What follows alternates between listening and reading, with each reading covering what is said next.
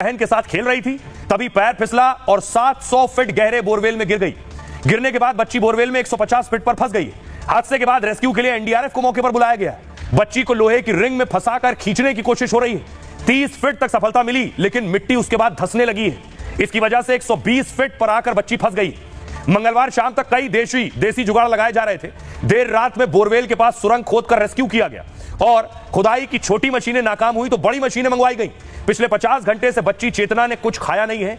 मासूम को सांस लेने के लिए बोरवेल में ऑक्सीजन पहुंचाई जा रही है। बच्ची के पिता ने ही सिंचाई के लिए दरअसल ये बोरवेल खुदवाया था।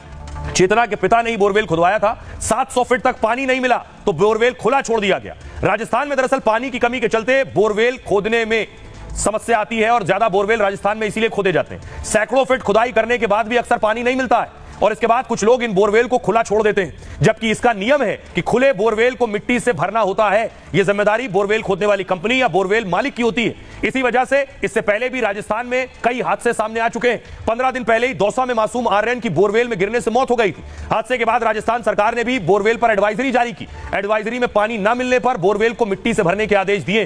हालांकि एडवाइजरी के बाद भी चेतना बोरवेल में मौत से जंग लड़ रही है।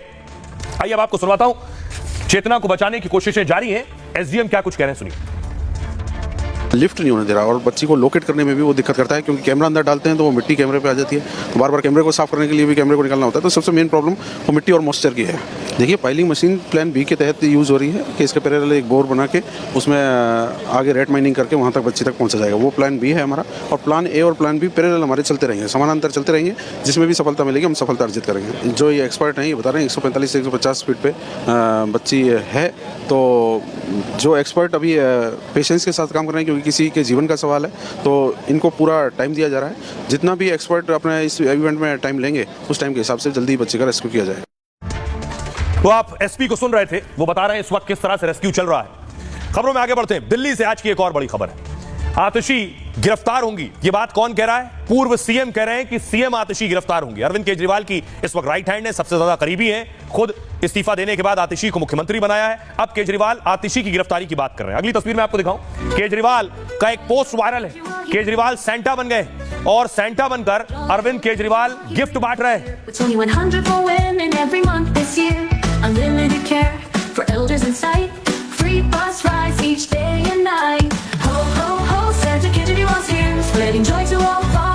ये केजरीवाल का सेंटा वाला रूप है, लेकिन दूसरी तरफ केजरीवाल कह रहे हैं कि आतिशी अरेस्ट हो सकती हैं। ये अरविंद केजरीवाल ने एक ट्वीट किया है और उन्होंने कहा है आपके सीनियर नेताओं पर रेड की जाएगी। आतिशी जी को गिरफ्तार करने का इन्होंने प्लान बनाया है। इन्होंने यानी बीजेपी ने प्लान बनाया है।